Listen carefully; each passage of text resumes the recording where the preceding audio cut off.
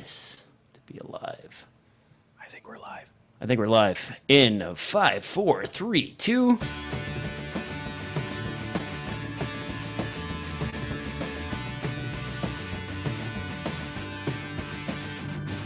Hello and welcome back to a post-NAB, post-NAB. We're still gathering up some stuff, actually, but we are on DSLR FILM NOOB Podcast, and Devin joins me today. I, of course, am DJ. I'm just back from a shoot in the Midwest. If you like Sioux City, Iowa, that's where I was. It was wonderfully boring. But Devin, what have you been up to, my friend? Boy. I've been up to lots of stuff. I just talked with you earlier about creating battery brackets for some cheap LED lighting, which I don't know. I may do a short video on because I have been recording my progress as I make 3D printed brackets to convert lights that aren't meant to be converted and all that fun. You know what's fun too? When I pull the battery mounts off of those LED pads, they don't have colored wiring. Both the positive and the negative are black. You just have to remember when you disconnect it, which was which, because that's how cheap they are. They can't afford colored wiring. So that's all that's with me. I mean, as long as you check the polarity, you'll probably be fine. We were actually debating earlier about polarity checking in devices, and that led to a debate with Devin about whether or not it was necessary to check DTAPs. But we'll get into that in a moment. Anything else exciting, Devin, before we move on to the actual meat and potatoes of the show? No, I'm just, buried with work as usual. You know me. All right. Well, on that note, guys, I think it's probably time for the news. Time for the news. All right. I want to complain, first of all, because Chrome, for some reason, is not working with XSplitter today. So if this is a little wonky, watch this. I can do a window inside of a window inside of a window. And that's because, for some reason, I have to use Internet Explorer. Don't know why that is. It's really frustrating because Google Docs don't work very good. It does not work, actually. Let's use proper English. Moving on through the show notes here. Let's take a look at this first. This is the C-Pan. This is a jib, a slash slider, slash all-in-one device. Devin, you put this in the show notes. This thing looks a little weird. It's a little strange. It's got some randomness to it with some weights and whatnot. Tell me more about this thing. Well, it's fascinating because in the way that it works, it's not... I hesitate to call it a jib because while it can move vertically, it can't move in every direction like a jib would, where you pan left to right while you're also going vertical. It just does either a vertical motion, either a horizontal or a diagonal, but it only moves in one direction. But what I really thought was fascinating is not only do you get both the ability to jib up and down, the ability to slide left and right. For one thing, it's got those counterweights on there, which, as you've mentioned before, you won't touch a slider if it doesn't have some kind of counterweight system to help smooth it out. And that's what this has baked in for both the vertical movement as well as using it as a slider. But as well, there's adjustments you can make to the camera so that it'll actually also pan or tilt the camera during that motion. And that's an adjustable amount. It's not like the Red Rock like one-man slider where it just has this built-in curve and you're kind of stuck with the angle it's going to give you and the distance of the object to the camera. This is actually completely adjustable so that you can not only have it like do a very shallow kind of a pan around an object or have it do it very tight because the object's close to it. You can even have it swing out. So while you're sliding left to right, the camera can actually kind of pan right to left so that it has a big swing. It's really hard to describe. It's one of those you should check out the video on, but it just seems super versatile, and so that's why I was really interested in it. If I understand this thing correctly, basically it has pivot points that are linked to these two arms right here, and then the weighting system. And as you move it either left or right or up or down, the position of those arms on the little measuring device right there determines whether you're sliding the camera left to right as a sort of slider motion or up and down. Does that sound like an adequate description of the motion here? Yeah, for the most part, because you kind of flip it on its side, and it holds a fair amount of weight. I want to say that it was something like 13 or 14 pounds as a slider, and then it did like 9 or 10 pounds as a vertical kind of jib thing. But the length of those arms are adjustable, and so that's where you get the ability to have the camera pan as well as slide simultaneously in one motion. And I like that it's adjustable because so many of those systems where you add an arm to a slider in order to allow it to pan, a lot of those don't allow you to kind of change how much it pans during the slide. So your subject distance, your camera, and everything else kind of becomes set, and you don't get to play around with it too much. As opposed with this camera system, you can have it slide around a car, so it does a very gradual pan, or you can do macro photography and have something, you know, a few inches away and have it do a very harsh pan to stay close and locked on that subject. So it seems like a very interesting system. It doesn't come with a tripod or anything like that, and I'm not sure if it comes with a counterweight system yet. I didn't hear any word on that, but it's one of those that I'm like, this really seems like a very innovative, compact tool that allows you to get those sliding shots when you want them, and the fact that it's got the counterweight and the ability to pan at the same time. I think it kind of justifies the $2,000 price tag. $2,000. Okay, first of all, this looks like Eldercron style, a bunch of random bits and pieces like all cobbled together. And I love Eldercron. They make some really good stuff, but they also do this thing where everything looks really awesome on paper. But then when you get it, there's all these caveats to their design because there's so many things going on that maybe one thing doesn't work as good as the other thing, or maybe because there's multiple linkages going on, there's like a little bit of shift, or maybe the friction doesn't hold quite right. This thing looks like it's got enough points of motion in different connectors and so on that there's a lot that could go wrong for a $2,000 slider / crane. I mean, look at all the pieces on this guy. This thing has what, probably 1, 2, 3, 4, 5, 6, 7 joints total. What a weird, crazy combination. I mean, I don't even know what's going on with that.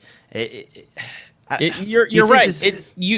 I get what you're saying, and it could be a little too convoluted to be reliable in the field, and that's something that only time will tell. I mean, it's not even available yet. They say available in June. But it's one of those that it seems like a lot of features, and you're right, like a lot of the Eldercron stuff, we've seen them push in a lot of products and then very quickly take them out because, the performance or reliability is not there that people are looking for, and they tend to drop products here or there. So you're right about that. It does fall in line with that. I'm just hoping that it's going to be better than that, because even I could consider buying a system like this for smaller cameras. Now, talking about things you could consider buying, I want to talk about the new possible autofocus lenses from Samyang. We all know Samyang as a company makes some pretty decent range manual focus lenses for almost any camera you can think of, and they've come up with cinema lines with gears and so on, and declicked apertures. Now they are moving in to the AF lens market, and they're going to start out with some FE Sony mount lenses that will give you a 50mm and a 14mm. The 50 will be an f1.4, and the 14mm will be a f2.8. Both of these promise in-body AF with the lens itself, and their pricing is expected to be in the $600 range. Now, I would show you pictures, but for some reason, my show notes are now showing up completely blank, and XSplitter is just having a heart attack for me, so thanks for that, guys. What's interesting about this, though, Devin, is that the 50mm f1.4 is going to be priced at about $200 to $300 less than the 55mm f1.8 from Sony. Do you think this is going to outsell some of Sony's native glass? And do you think Samyang will continue to move into the Sony FE market? Absolutely. I mean, while we haven't seen images from these lenses, we don't know what their performance is. We are very familiar with the brand, and it's very possible that, the brand will keep delivering great performance for that price. And in this situation, I think for $600 for a native Sony lens, that's going to work with the image stabilization system and the native mount and the autofocus and everything else, I think that's a killer deal. I think that just about everybody who's using an A7S is going to want to get it for video purposes and things like that. I don't know. I think they're knocking it out of the park with this one. As long as there isn't some kind of crazy problem with it down the line, or it doesn't look like total garbage, I think $600 is crazy compared to what Sony has been charging people for all of their lenses. Have you watched the pricing for Sony lenses? I mean, the FE series lenses, especially the new G Master, they're double or triple the price of their Canon and Nikon counterparts. I know. And on top of that, you have the lackluster 24 to 70 f4, which is nowhere near the ballpark of the 24 to 105 from Canon, and they're charging $800 to $1,000 depending on where you buy it. It's ridiculous, and it's such a, at this time I'd say it's a narrow use case, because at least with Canon there is, you can freaking adapt. Yeah, well, you can adapt to most things with Canon. You got C300s, even Red Epics and things like that will take a Canon mount natively. Like, there's a lot of camera systems around the Canon mount, and Sony only has Sony cameras, and that's the only people interested in that Sony mount. And so besides things like the F5, F55, FS7, FS5, in terms of video production, there isn't really a lot of calls for these lenses. I mean, most people who are running around with an FS7 or alike are using Canon lenses. So it just really seems ridiculous pricing. Not that the performance isn't there. It's not like the lenses are bad. But you're right. It's when you're starting to charge more money than Canon, it's like, what are you doing? Well, and the other thing is these lenses from Sony are all fly-by-wire. So the AF system, and Devin, you used one of mine at NAB. What did you think of the fly-by-wire system on Sony lenses? Disappointing. Yeah, I mean, like we eventually got focus. It became difficult to work with. And it was a bit of a bear, but that's every fly-by-wire system. That's not specific to Sony. That's just kind of it's video production with fly-by-wire lenses. What are you gonna do? Well, even though Canon lenses aren't really perfect for obtaining focus consistently at the same spot every single time, at least it's tied physically on, in most cases, minus the 85-1.2 to the lens itself. So you can sort of get to where you need to get to, and it moves at whatever speed your hand moves at.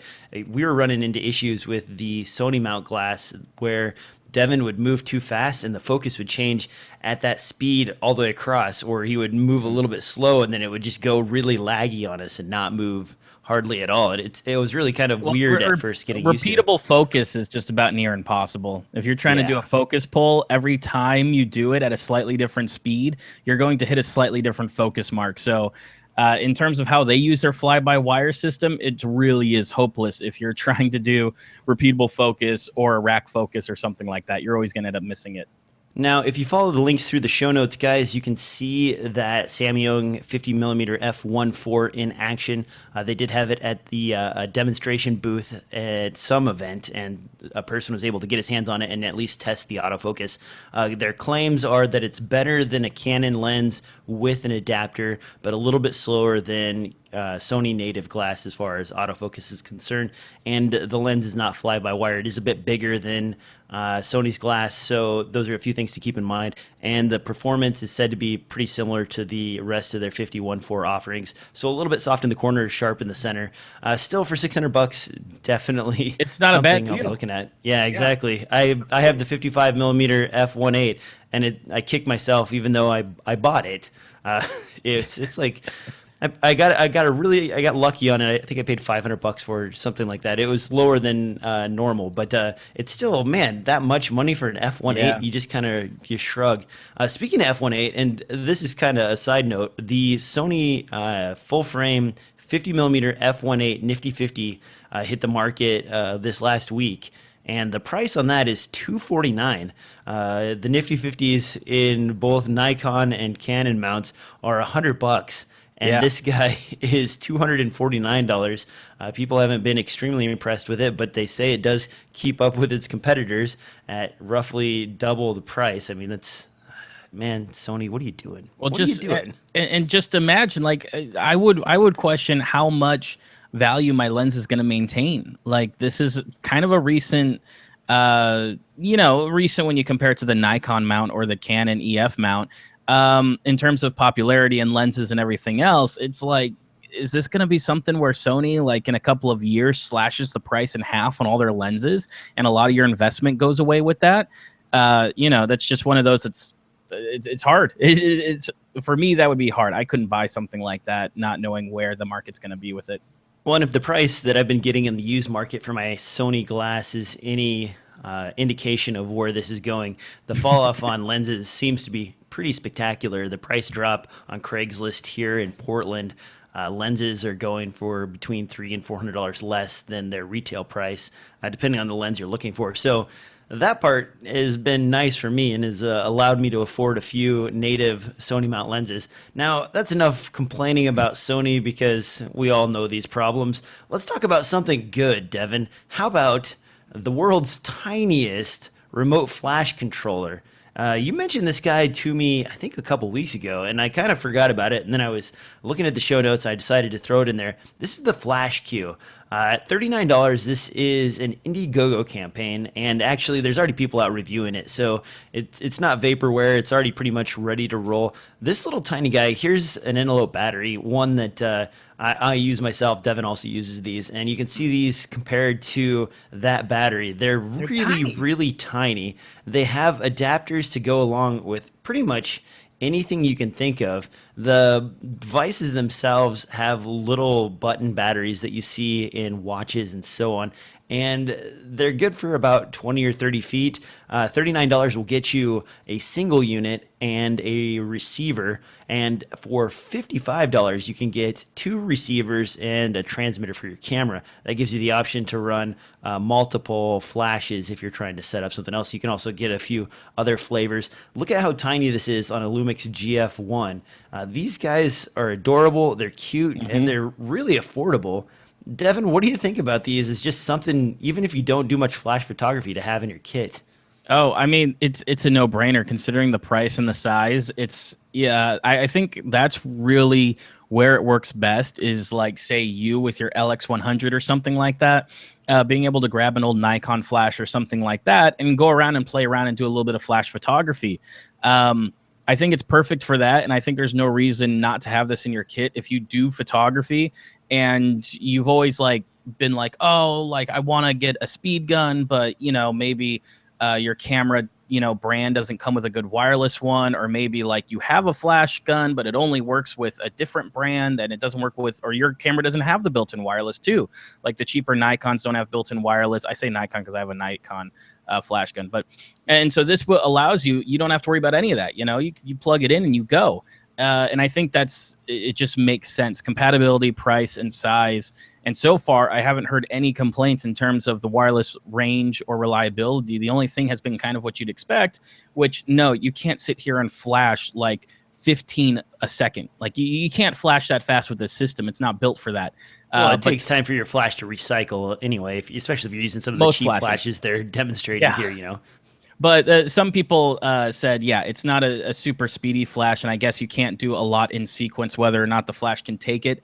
But for me, I go, that's not a concern. People using this kind of flash systems are hobbyists, or they're just doing it for fun or to experiment. They aren't, serious speed demons. So I think it's perfect. I think it's a no-brainer. Now, for me, I own several Canon 560s and 600 series EX2 and EX1 flashes, and this does not support TTL. So if you're looking for group control in a TTL manner where you want to have local dimming, or you want to set your camera or your flashes into groups or do some other interesting things with it, you're going to be out of luck there.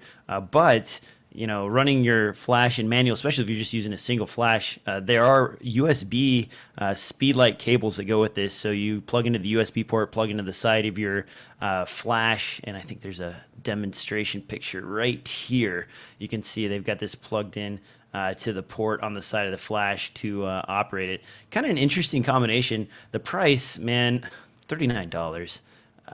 I was hovering over this. I almost bought one earlier today. I don't really need one. Actually, if you want to spend a little bit more money and you do have some dedicated flash, Canon flashes to go with your Canon camera, Yongyo makes some really good speedlight controllers that are full TTL. They're wireless, and they're good for 40 to 60 feet. And they have group settings that allow you to designate different flashes to work with different groups and do a lot of other really interesting things. So if you want to start at the bottom of the barrel and just do some really basic flash stuff, this FlashQ looks really good. And then for about think $60 for a set or $80 for a set. The Yangyos are definitely an upgrade if you have dedicated flash heads that work with your camera brand. I don't know, Devin, do you do any flash photography? I used to do it quite a bit back. I still have it, but my D90, and I have a Nikon flash that works with the D90 wirelessly. And I love that camera for doing photography work. It's been a while since I've gone out and kind of played around with photography because I've been busy with a lot of video stuff. But yeah, I actually do. I only have one flash gun, and I haven't gone crazy. I've been like, I need 5 of them and all this kind of crazy stuff and local dimming. But it is something that I'm interested in as somebody who just enjoys going out and doing photography, having just a flash that you can kind of put in interesting places and make interesting shadows, or just use it as a utility to fill when you're taking pictures in certain, lighting environments. Yeah, I absolutely love it. So something like this that allows me to take some of my gear and mash it together for this price is a no-brainer. I have some kind of canned projects where I basically am just taking headshots after I've done some video work. And for that, I have a set of 4 flash heads and then the wireless system. And I went all out. I have, the good stuff. But yeah, that's pretty spendy. Those, I think the 580s were somewhere in the range of $300 or $400 a pop. And then the 1-600 I bought it thinking I was going to go Canon wireless controller with the, because that has the internal wireless system for the 600 series. And I don't know, it didn't impress me that much. I've been using mostly my 580s. I don't know if I have the 600 anymore. I might have sold it. Also, the same company, Yangyo, makes some really good Canon clones that if you're just doing flash photography occasionally, they're way, way, way more affordable than a 480 or a 580, and they do a pretty good job. Yeah, they get good reviews. I've only burned up one of them, so not too bad. All right, moving on down the line, let's talk about burning stuff up. Devin put this in the show notes, and I was kind of giving him a hard time about it because I was like, well, people should check their gear. But this is a DTAP protector. Basically, it will keep you from frying equipment by accidentally wrongly polarizing your equipment in a DTAP setting. That's got a light to tell you you're good to go. It looks like, and Devin can explain this better than I can, you wire this in to all of your DTAPs, and it prevents you from burning stuff up. I don't use a ton of DTAP equipment, and it's not really something I'm super excited about, but Devin, you are. Tell me more, man. Yeah, not that I've had an incident where it's happened. I've always been the precautious type, but DTAP, that kind of connector is like a USB connector, but worse because you can actually plug it in backwards. And a lot of DTAP accessories, depending on how much you spend and everything else, they don't necessarily have protection circuits on them. So if you wire them in reverse or plug it in the wrong way, you end up frying whatever it is you've plugged in there. So, and that could be, a monitor, that you've spent $700 on. It could be an EVF. Like, I don't know if the Zacuto gear has any kind of protection on their lines. I imagine they do because they charge like they do. But in this case, instead of a $20 DTAP adapter that you buy and you solder together onto the ends of your equipment, you spend $80 on this one. And what it does when you accidentally mash it the wrong way, or if you're a rental house, or if your camera assistant or whoever else doesn't know what they're doing and they plug it in the wrong way, it stops the circuit, it turns red and tells you you've plugged me in the wrong way, preventing any kind of damages. You just pull it out, put it in the right way, it turns green, and you have power. So it's a way of for devices that don't have that kind of protection, it's a way of adding that protection to them so that they don't get screwed up. Because unfortunately, like the D/P taps, you can just tell by looking at them. It wouldn't be that hard if you're rushing and you're in the dark and you're not familiar with the equipment to plug things in the wrong way. So I see this being totally a killer for rental houses and things like that, where I'm sure they burn out a lot of equipment because people are stupid. But I could see this for... Since I only have a few pieces of gear, it's kind of like, why not? It's a little bit of extra insurance. There's a few other parts of that protection circuit. It prevents from overvolt and a few other things too. So you can kind of think of it as like a power strip, something to just add a little bit more insurance to your gear. Now, one thing to think about if you ever end up burning something up with the DTAP is most camera products are built with what they call a diesel diode or a protection diode with a resistor. And what happens is they set that up for reverse polarity. The diode conducts fully and causes current to flow through a single resistor that burns out the input trace to the device. So if you ever think you've fried something completely, crack it open and look at the very first section stage of the electrical input. And if you see a diode that's burnt and fried and you see a resistor that's fried, that is probably a protection device installed by the manufacturer to keep your equipment safe for that one time when you reverse the power. This is the reason they call it a diesel diode, is because it was originally pioneered in early radios for cars. And the joke was that a diesel mechanic would accidentally hook up your electrical backwards on your radio and fry your radio. Now, that's really not fair because diesel mechanics are very smart people, and there are a lot of smart mechanics out there. But that was the joke, and they do that in a lot of electronics these days, especially more expensive monitors, camera gear, and so on. So if you do think you fried your gear, that is probably the first thing to check, and it's really easy to fix. There's usually polarity indicators for the diode that you need to reinstall for that same protection, and a resistor value fairly low, usually rated in the 1 or 2 amps, so that it burns out right away. But definitely something to check on if you ever fry your gear. And this, $80 a pop, is that just for one, Devin? Or is that that's for... just for one. That's $80 for just one connector. Yep. Man, I don't know. The few times I've had to use stuff with the DTAP, I mean, I check it before I go, and then no one does any real rewiring for me of any kind. So I've never. No, it's like they've mentioned. It's mostly for people who might plug it in the wrong way. Try to jam it in the wrong way. Yeah, because it is kind of easy to do that if you have one that's worn or it's not made to the same spec. There's not exactly good space tolerance, depending on where you get your gear from. Like the DTAP is not like an established standard like an American outlet or something like that, where there's a certain shape and size and it has to fit this to spec. DTAP is just kind of like, oh, there's 2 prongs and like some plastic around it. We'll make it work. Speaking of burning things up, have you seen all the news on people buying those USB 3.0 cables on Amazon? Oh, yeah. And they're not set up to spec, and so they can't handle like the current limiting capabilities needed to protect your device, and they're burning up like whole Microsoft Surface Pro 4s and so on.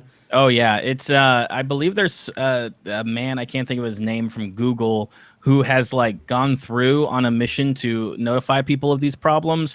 And I think somewhere you can find a list of official cables that he say are A-OK because they're built to spec. But I think that's a classic example of sometimes overseas manufacturers trying to beat everyone to the punch in terms of price and delivery, and they end up making a subpar product. So it's when it comes to your power and stuff like it, you should make sure you get something that's tested, something works. And it's when it comes to things like, I guess for USB cables, everyone would just assume, well, either the cable sucks and it breaks or it's good. But with all the power going through USB-C, I think that threw people for a loop where they thought, any USB cable will do. And it's like, no, if you're charging a laptop through a USB cable, it's got to be a good one. Yeah, some of those are, charging a Google Pixel, I think, is like 90 watts or 80 watts, something crazy like that. That's a very significant amount of power to put through tiny... small connector with very small pins on it compared to the like wires the on those barrels. are like 22 gauge or something like that. It's crazy small. So and you compare that to the barrel plugs and everything else that we have on our laptops. It's nuts to think about what they're trying to do in such a small package. But yeah, the power something to brick be mindful of. The power brick on my freaking MSI GS60 is huge. It's like the It's size of my arm. It's not a power brick. It's a small generator. All right, well, we're talking about weird stuff. Let's talk about this Sennheiser MKE 440 microphone. This is a little bit strange, and I feel like we're sort of starting to jump the shark with these stereo mics. First, we saw stereo mics that were pointing in both directions, and then we saw stereo mics that were pointing back and forwards, and then we saw stereo mics that just kind of had swivel XY patterns that went all over the place. Now we're getting stereo focusing, and if you're familiar with wave dispersion, basically the concept here is that each of these mics is focused out and at an angle, And therefore, at some point in the center of those two mics patterns, there's a maximum input value for both of the mics, and those two combined will give you a very strong sound from that access point, with incoming stereo sort of off-axis stuff giving you color to your audio. Now, this guy will set you back $349. It looks rather precarious here, and they've got a little quote just telling you that this will well mix in between ambient sounds and the clear, comprehensible speech and dialogue. And I've got a link to this here. That also, for an extra $100, you can get this with a fluffy that will sort of keep wind off of it. I don't know, Devin. I say this all the time, and people kind of disagree with me. Do you think stereo mics are really necessary for on-camera DSLR shooting?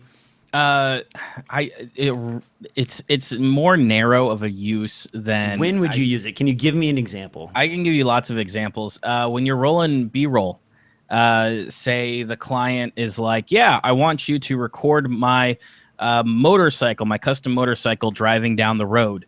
If you do it with stereo, it adds a little bit of stereo imagery. You don't have to do anything fancy in post. You're done. You hit record and you get kind of the audio you're looking for.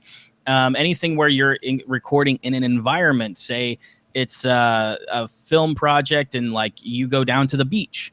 Well, you don't have to do anything too fancy if you already have a stereo, room tone or something like that of the beach and what it sounds like and the waves. Now, wouldn't you just leave your field recorder laying about for a little bit and then use that as your ambient fill? In cases like, yes, you're completely right. When it comes to things like room tone or something like that, you can. You're right. This is very narrow. I literally carry my Zoom H1, which is $80 compared to this $349 device. Mm-hmm. And when I go somewhere, I will set it out for 5 minutes and capture, people talking in the background, or, if I have a little windscreen for it, you can set it out on the beach and you can get, ambient birds flying by and so on. And then you mix and loop. You mix and loop.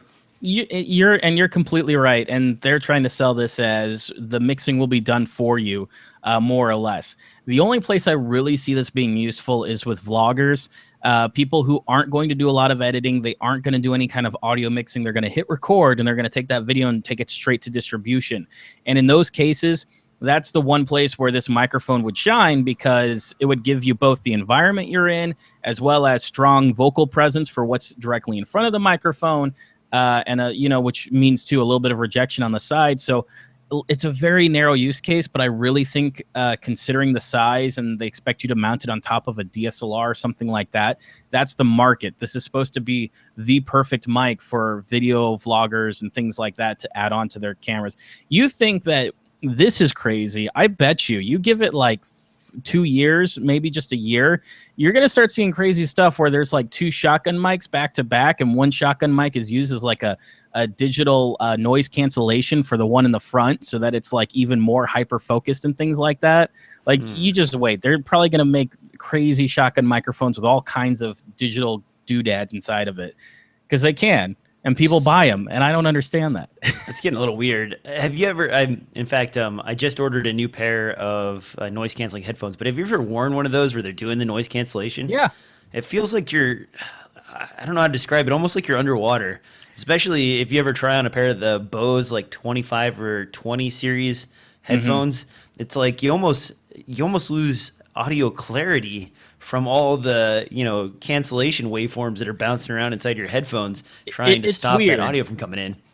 With disconcerting ears like yours are going to still feel that acoustic pressure, where some people, like the majority of the people who are interested in noise canceling headphones, business people, stuff like that do a lot of travel, they usually can't pick up on that because they aren't, disconcerting. They don't work in audio and everything else. So I have used that before. I know exactly what you're talking about.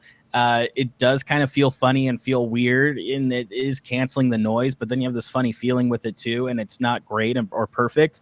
I much prefer like earbuds that have the squishy material and kind of act as a really good sound blocker. To each their own. But like I said, I wouldn't be surprised if we start seeing mics with active noise cancellation built into their circuitry, the same way that there is with headphones. Because, I mean, cell phones already do it, right? And it's worked so well for them. So I could just see that evolving into, like, quote unquote professional audio to have noise canceling mics that are active. Yeah, I mean, I don't know. It's getting a little ridiculous. And then on top of that, the processing time that has to happen for that to cancel stuff out. This is an interesting idea, and I do like the concept in theory. I wonder how far your subject has to be away from the microphone to really benefit. There's got to be that. Like an ideal range, I imagine. Well, it's an XY pattern. So at whatever the calculation is for that XY to come back to itself, and the standing wave reflective time for that audio to bounce back to both mics will determine, the sweet spot, the strongest spot. And I suppose in testing, you could just simply walk up to and walk away from and find about how many feet out you need to be from there. I'm not seeing, and I was trying to find it in the notes for the specs list on this guy, and I don't see any specific distance. There's noise reduction, there's some filtration so you can roll off the low and so on, but nothing specific on the distance. So that's unfortunate, really weird. I don't know. I guess if you need a stereo mic, $349, there you go. Sennheiser. Good job making the double finger, whatever. Yep. Next thing on the list here is actually this little tiny light. And you guys probably remember a couple episodes ago, I was really excited about those little tiny square LED lights that were high power and small price. I've pulled the trigger on several, actually. This is just one of them. I'm going to be testing a few of them back and forth. This is the Ikan iLED, and I hate when companies do this. Just so you know, if you decide to use the I branding for your stuff, and yes, I know it's Ikan, so maybe that's okay. It's acceptable for them, but it's still frustrating. Just call it something else. Don't use the I moniker in your naming. Call it the LED MA or something like that. Anyway, I've got a couple of these, and I'm actually, right now, I'm using these to light myself as we do the show. And here's the external cam so you can see. I've got a little one right here with a battery strapped to it. You can see the little battery right here. These are self-powered. They'll last about an hour, but if you want them to go a little bit longer, you just plug them in via USB. They can be mounted vertically or horizontally. And the crazy thing about these is actually that they're only about $40. So one of the cheapest on the small LED list. They are fairly bright, and if you watch right here, for those of you watching, you can see how much light I can throw with this. I'm getting fairly bright here. I've got this turned back down to probably about half or a quarter of the full brightness. And the reason I picked these up is Devin and I were looking at the Aladdin lights, and they're $120 or so. They're spending. And when I was looking at the LEDs used in those, they're fairly similar to the LEDs used in the Ikan lights, and the Ikan lights are roughly half the price. So I thought I would throw these into the mix, give them a try. I also want to try out the Manfrotto, I think it's called the Illuma Muse 8. I think that's right, yeah. And if I'm pronouncing that correctly. And of course, I got the Aladdin coming, and then I've got that little square light. The name has already escaped me. I think it was called like the Cube Luma Cube or something like that. But I'll be testing those out over the next couple of weeks and kind of comparing them. So expect some random review videos or some comparison videos of these tiny lights. It's kind of cool that all of these have their own internal battery. And that's actually what I like about it, because a lot of times I just need to show up, and Devin was with me at NAB. I wanted a little light here, and we had to get a battery out, and we had to get out a big LED light, and we had to hook it up, hang it off of something. With these tiny lights, I mean, you can literally use a tiny Gorilla Pod, even one of the generic $15 ones, to hold it up, or any kind of clip that you can think of to get it airborne and place it somewhere, and you don't have to strap a battery to it, and you get an hour or so worth of light out of it. That's plenty of time to get a quick interview or to do something simple. Obviously, these aren't going to replace full-fledged lighting kits, but for convenient little things that you can throw in your bag, having all of these, I believe the Icans are 5,500K, so, roughly in the range of 5,200. Most of the other lights that you can get in 5,600K or so. So they blend in pretty well, and they're cheap. They're really, really freaking cheap. And I think you're absolutely right about that. This isn't necessarily a light you buy because you have a specific purpose in mind of how you're going to use this light like you would with a larger fixture. This is one of those small ones that you have in your bag, and it's just always at the ready. Because I could imagine, too, you're shooting, say, a scene inside of a car. It's like this will easily fit into, the dash and can add a little bit of fill, a little bit of splash of light on their face so you can expose it a bit better.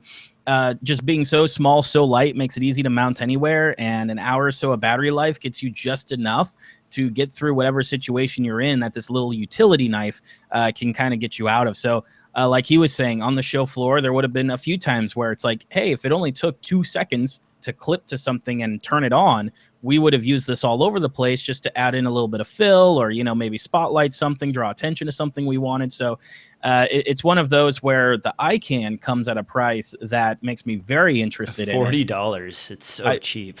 And really, like, to me, that seems pretty appropriate. Of course, you'll post a review or at least your thoughts on the Manfrotto and the Lumi Cubes as well. But still, very like that. I'm kind of interested in these smaller LEDs too. Most of my kit's pretty big. I just bought some big like 2x1 panels and stuff like that. But at the same time, seeing DJ have so much fun with these little lights make me think, oh, that would be really, it could be really handy. It could really save your butt on a shoot when something goes wrong or something's too small or too tight. So. All right, Devin, we're going to do something we haven't done in a long time. You want to answer a question really quick? Absolutely. Bring it on. All right. The question comes from Pixel Relief, and he wants to know if there's any good sources for free music for corporate production. Ooh, corporate production. There is.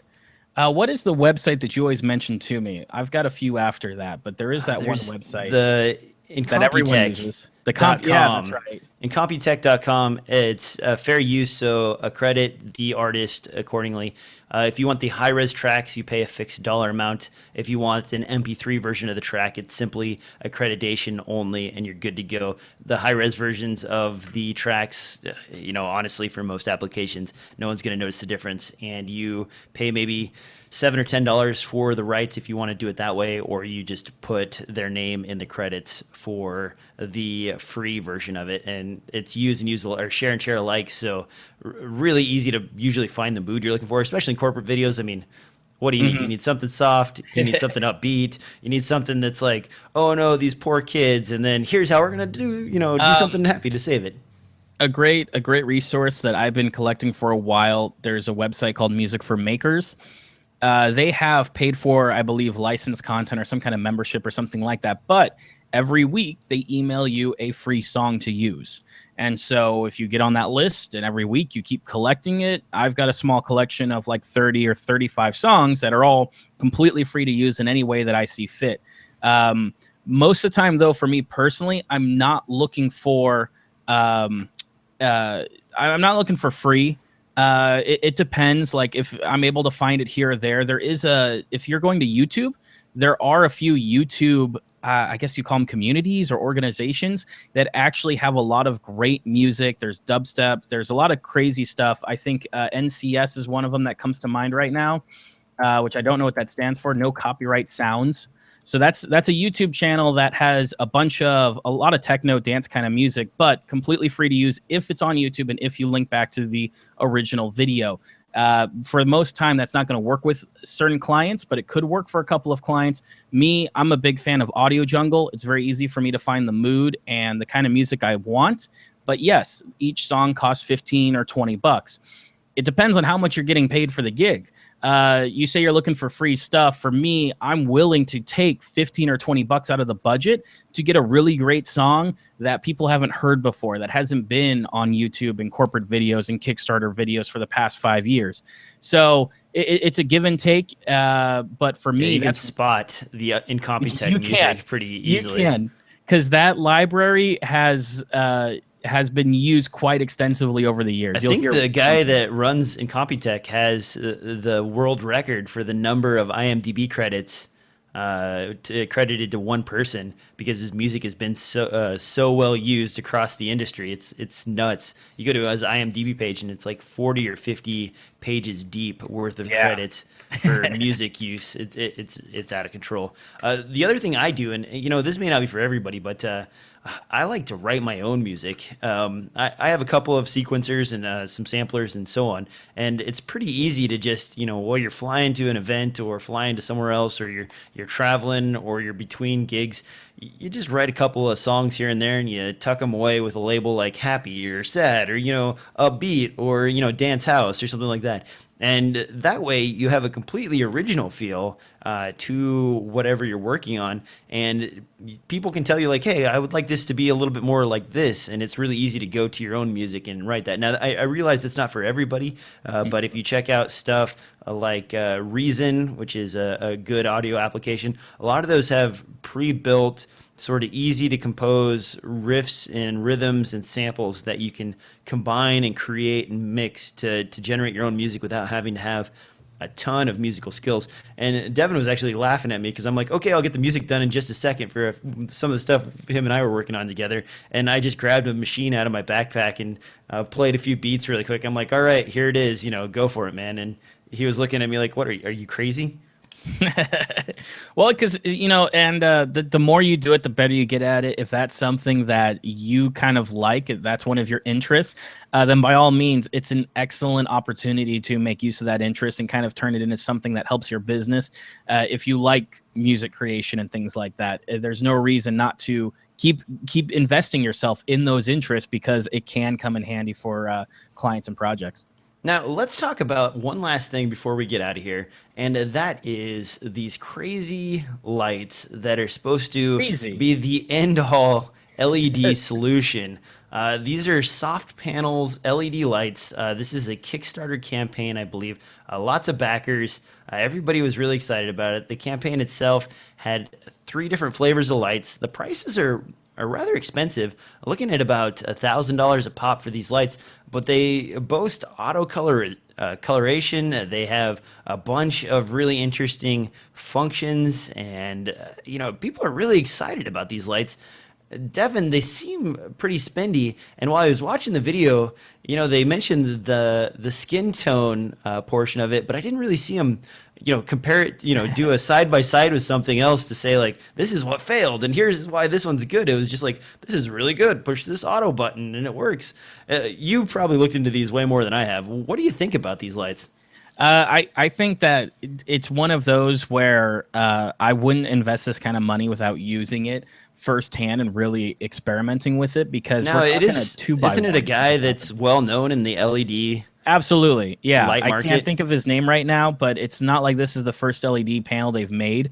But part of it for me is that I'd really like to, because what they don't seem to show necessarily is spectrometer and how this is exactly matching the light. Because if this is a system where it's just kind of setting the white balance, which they claim it's not, they're claiming it's actually taking measurements of color casting and correcting for that. But if this is just kind of like, oh, we've got warm and we have blue, LEDs, and we kind of mix between the two, then I'm like, well, that's not very much. That's kind of nice that you have an auto knob for my white balance, but that's not what I'm looking for. What they claim here is that this guy will be able to match anything. So if you have really crappy lights that are really spiked in weird ways because you're doing cheap fluorescence in an office or something like that, this will match it. And then you set your camera to white balance off of that, and all of a sudden the lighting environment you're in, these panels match it. And so therefore you have control of the lighting. You can use ambient lighting, where in a lot of cases, as I'm sure DJ knows, when you go to like offices and there's crappy fluorescent lights or something else that, you tend to turn off those lights and use your own, because you're like, they look crappy and my lights aren't going to match it and I'm not going to have control over them. So it's kind of interesting. The flicker, man. Have you run into the flicker and you're just like, what is going on here? And you can't figure it out. And then the room also has this strange like, no. Yeah, it's got the hum in it too. It's a mess. So, I mean, there's more than one reason to turn off the fluorescent lights sometimes. But in any case, I see this for like on the run where you got to set up quick and tear down quick.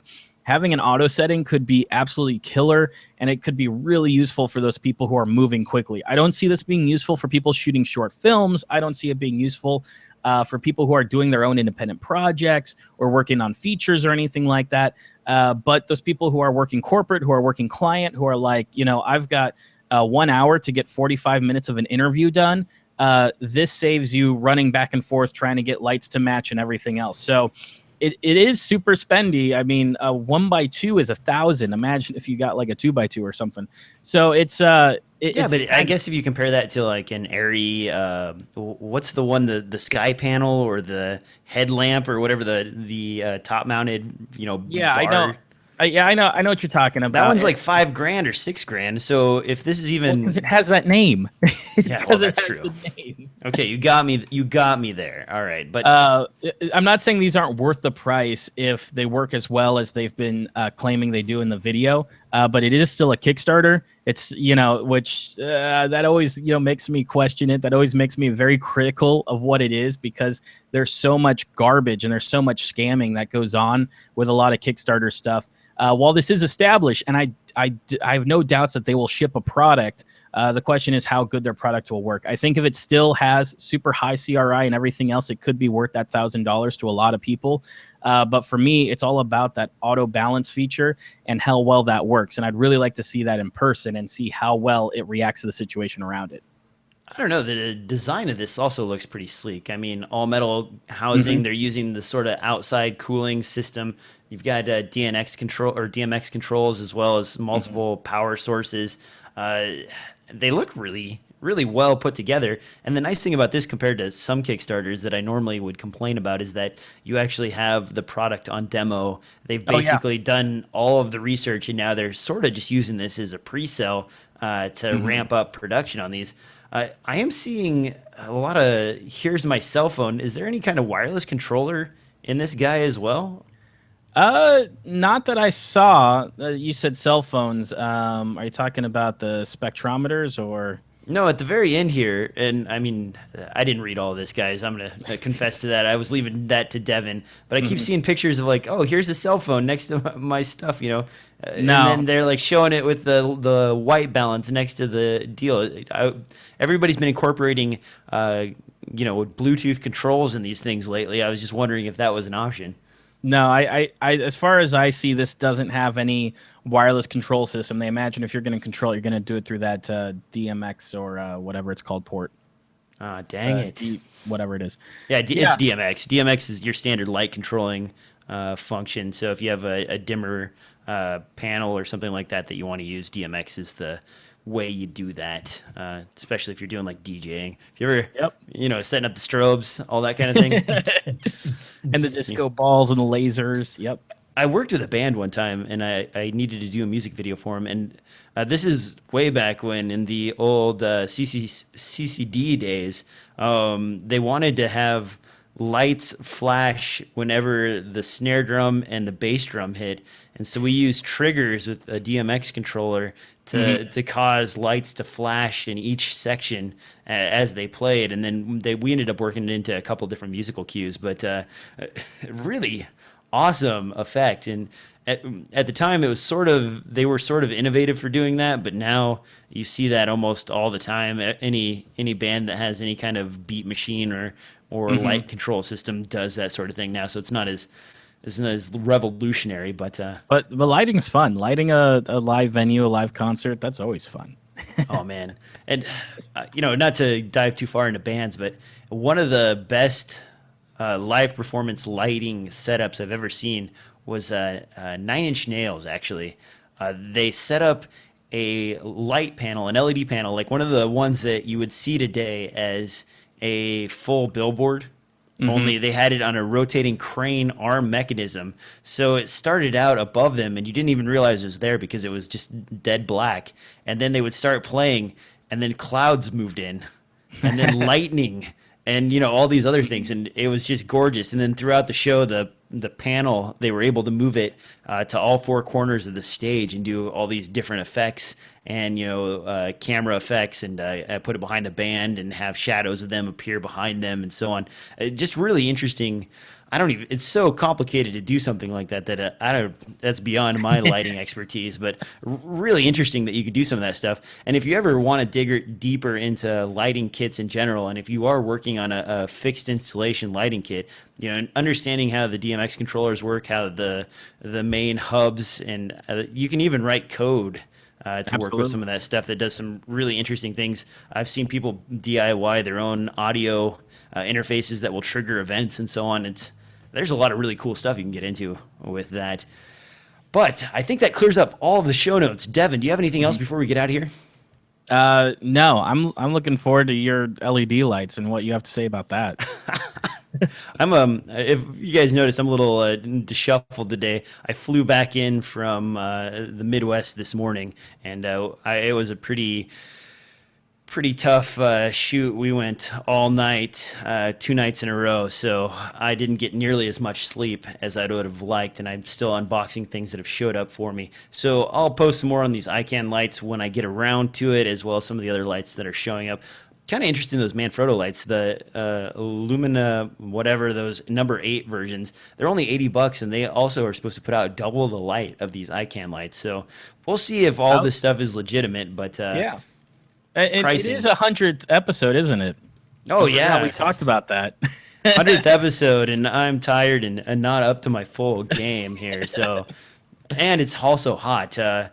My house right now in Portland, it's getting warmer than normal, so it's almost like 75 outside. Not used to these temperatures, 75 is just burning me up, man. Yeah. Okay.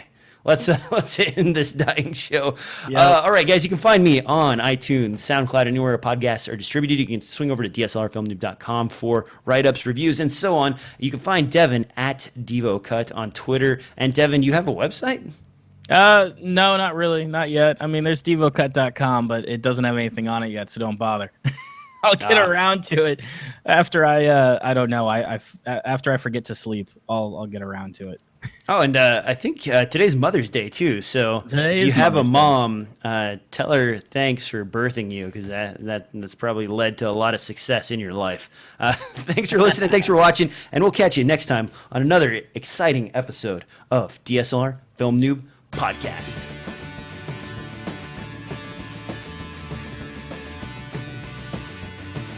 Say thanks for birthing me. Thanks for birthing me, Mom. You're not an emissary of the devil. You birthed me. You birthed. I think emissary is the right word. Isn't that when you're like friends with somebody that's a bad guy? Yeah. Nah, save that one for later. Put that one in the pocket. Use that when I Put call that the folks. Yeah.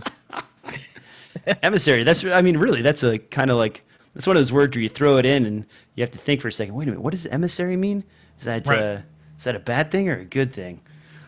All right. Anything else before we wrap up? That's the end for the audio listeners. The video guys are probably still hanging in there. Do you really think they're still hanging in there?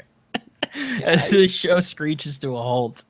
Oh man, there was one other thing I saw in the news and I couldn't find it, but it was some kind of controller. It was very similar to Aperture's DEC, and it was one of those ridiculous ones where they had the wooden handles around it, and then it had a touch screen, and it was like a follow focus / camera controller / auto start stop recorder, but it didn't have a USB port again. Yeah, I think so. I think it had either an IR or a USB sort of hack that allowed it to do whatever it did. But I couldn't find it when I went looking for it, and so it didn't make it into the show notes. But I know it's out there somewhere because I've been kind of eyeballing that DEC, with the freaking. With the focal reducer in there. I mean, that's $599 is a pretty darn good price, and I've seen it as low as $549. I could sell my Metabones adapter if I could get $450 or $500 out of it. Then that's a whole controller / the Metabones adapter all in one, and it's fairly sexy. Yeah, and you'd pull the trigger on that? Maybe. I don't know. It's kind of hard to get rid of stuff you already have that works. And True. The other thing I saw pop up is someone asked about the headphones I use. They're the Sennheiser Momentum 2.0 wireless active noise cancellation headphones. Those are fairly wonderful headphones, but they're also $400 and some dollars. They are. They're the only ones that don't make me feel like I'm underwater. They have a little bit of audio leak, so the noise cancellation isn't quite as strong as the Bose, and I think that's what makes them acceptable for me. And I mean, Devin, you picked up my headphones and complained that you could barely hear them. So obviously, we have different hearing thresholds between the two of us. We do. I don't know. It still fascinates me that your levels are that low and like you can hear everything that's in there, because I'm just not capable of it. Maybe I'm getting too old. You're younger than me. Jeez. I know, but maybe my ears are just older than I am. That's all the earbuds you use, man. I blame earbuds for early deafness in kids and adults these days. Like, everybody just cranks those up. When someone walks by you and you can make out the song they're listening to via their earbuds, you were listening way too freaking high, man. Way too high. That's dangerous territory. I know exactly what you're talking about. All right. That's it for the video watchers / listeners. We'll catch up with you next time. Sorry there was no Mitch episode this week because I was out shooting. We couldn't make Friday work, but he'll be back next week, as well as Devin. And then there will be one more scheduled change. I think at the end of next month, I will be in Peru for a couple of weeks. So we may or may not have shows, or we may do a canned show, depending on how the schedule works out. So just a heads up, guys, to my summer schedule of shooting in random places. So we'll see. But talk to you next time. Thanks for listening and watching.